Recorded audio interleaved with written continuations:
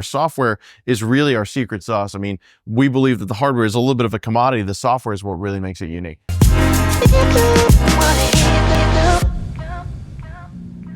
With the rise in electric vehicle adoption, the focus is shifting from affordability to the infrastructure needed to support this surge. While policies like IaaS and tax credits are making EVs more accessible, charging infrastructure is the next critical piece of the puzzle. Just recently, I was in Houston for a Houston Rockets game, and right outside the stadium, I noticed EVPassport charging stations, a sign of how EV infrastructure is integrating into everyday spaces. At the Concordia Annual Summit in New York City, we had the chance to sit down with the CEO of EVPassport to explore the future of EV charging. Hooman Shahidi discussed U.S. policy, the growing demand for seamless charging experiences, and EVPassport's role in driving innovation with their infrastructure as a service model. EVPassport eliminates common barriers to EV adoption. There's no need for apps. Just scan a QR code and integrate with your digital wallet. Since its launch in 2020, EVPassport has deployed 5,000 chargers across 35 states, as well as in Canada and Mexico, and recently secured $200 million to further expand its network. So tune in and learn about the future of EV charging infrastructure. Hey, welcome back to the Green Hour. We're sitting here at the Concordia Annual Summit during Climate Week in New York City with Hooman Shahidi, CEO of EVPassport. Thank you so much for joining us today. Thanks for having me.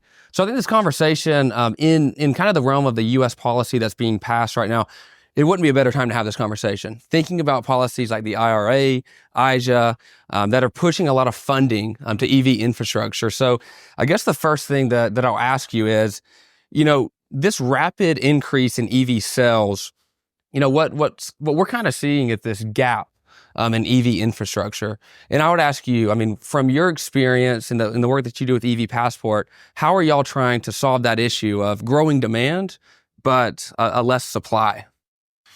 Well, there's a few parts to that, right? We're an electric vehicle charging infrastructure company, right? With our flagship product being infrastructure as a service. What we can't do, right, is create demand for the cars, right? We rely on the Rivians of the world, the Fords and the GMs and the Mercedes and so on and so forth to drive, the scale of the sale of electric vehicles. What we do focus on is removing the complexity of the adoption of this necessary infrastructure via, battery storage, in certain cases, integrating with solar, and really, we have an open API, right? So we believe that this critical infrastructure is going to integrate with the rest of the ecosystem, so we can remove as much of the complexity as possible, so that asset holders and some of our customers like JBG Smith, which is a great read, or Fairfield or others, are able to adopt those in an effective way. You talk about API. What I was researching is what you tried to do is eliminate the hassle of EV charging, right? So you don't have to download an app. You can just scan a QR code. Can you talk about, the importance of eliminating that hassle, of getting people what they need as quickly as possible?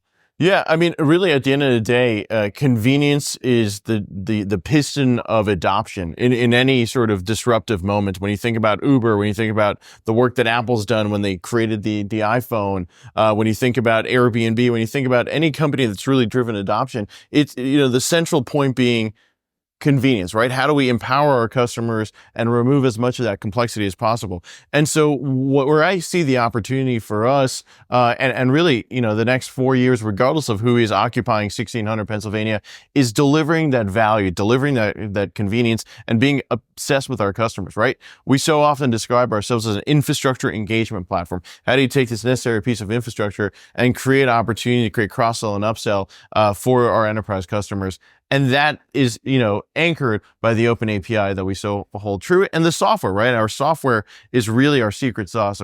We believe that the hardware is a little bit of a commodity. The software is what really makes it unique. So, I'll go back to policy for a second, and just looking at IRA and IJA, how important are those policies or policies like that to drive that demand for EVs, for people going out and buying these? Because as you said, you can't force people to buy, the car. So how important are those policies? And could you speak a little bit on both of those? Yeah, I mean, Washington's done a tremendous job, and we'll give a world of credit to President Biden for setting a great tempo and building those tailwinds for those policies to go into effect, and for the political barriers to be removed in driving that adoption. They're very, very important. Now, that being said, EVPassport, I mean, we've grown significantly. I mean, since 2020, our inception, and haven't taken $1 of federal funding, right? I mean, and last year raised, $200 million to support that growth. That is a product of doing right by our customers, delivering value, and looking at it and saying, how are we serving the communities that we're touching? Now, those policies drive adoption, they drive thinking, they drive enablement. I think those policies have done a great job of creating a foundation.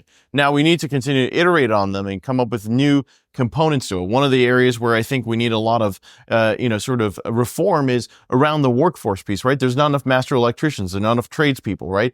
Instead of saying, hey, give someone a tax credit to buy a car, well, maybe we should empower, young individuals of our communities to say, hey, we'll pay for you to go to a trade school and be a master electrician, right? So they can have the opportunity, because these are one of the driving forces of the cost of deployment. And ultimately, that's sort of where I think that is the next chapter of policy centered around the workforce piece. Right. Right. So you talked about since 2000. I mean, you've grown tremendously. The stat that I have down is 5,000 chargers. 2020. Or 2020. Yeah, So 2020. Yeah. Yeah, 5,000 chargers across 32 or 35 U.S. states. Yeah. And then Canada and Mexico. Yeah, as that's well. right. Yeah.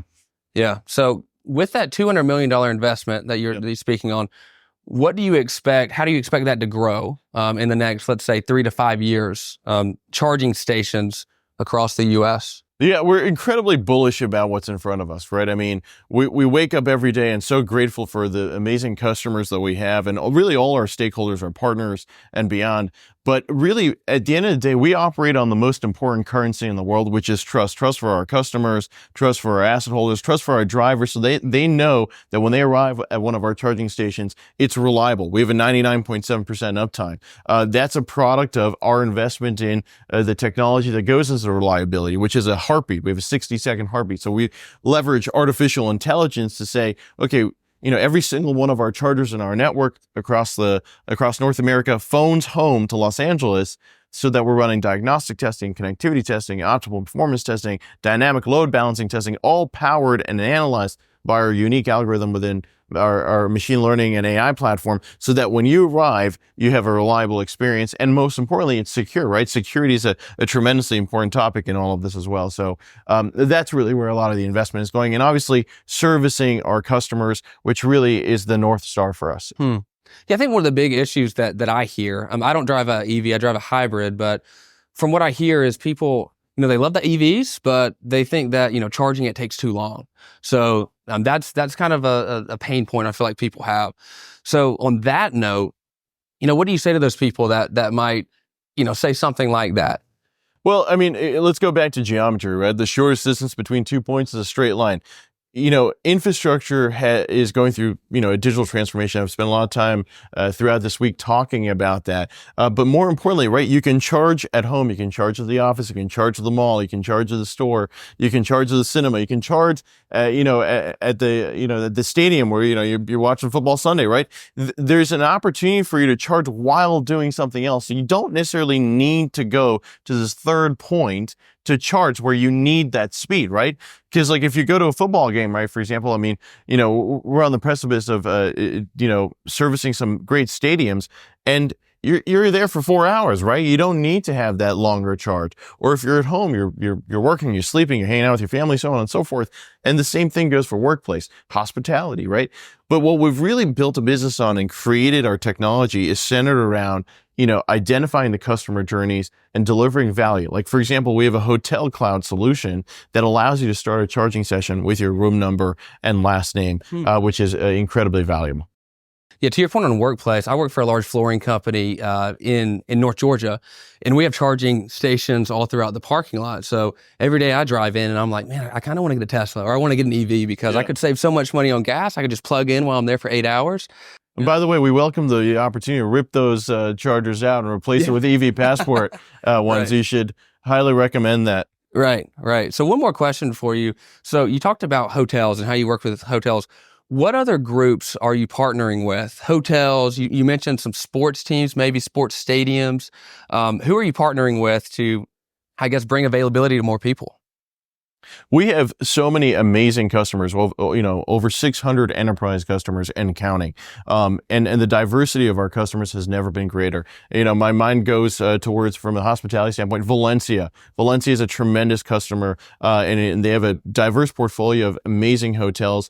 And they're leveraging the power of the EVPassport platform, right? I mean, we've started to work with Hyatt a little bit, which is pretty exciting. But at the end of the day, what we want to focus on is how do we enable the customer journey using this necessary piece of infrastructure and building innovation that empowers that. And the other piece of this is it's not so much about product innovation, but rather business innovation. The technology interface and where things take flight really is about the intersection between product and business coming together. So you're removing that complexity and delivering value at every touch point.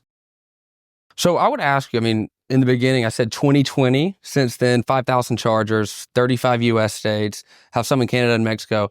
But is there plans to expand outside of the US as well? Yeah, obviously Canada and Mexico are really interesting. There is interest at some point to go beyond that, but there's 2 billion parking spaces here in the United States alone. If we electrify just 5% of them, that's 100 million. So, we're laser focused on this particular opportunity, and like anything goes, we're surgically focused on that particular piece. And a journey of 1,000 steps begins with the first one. So let's take this together. Well, thank you so much for joining us today. You bet. Appreciate it. Thanks for having me.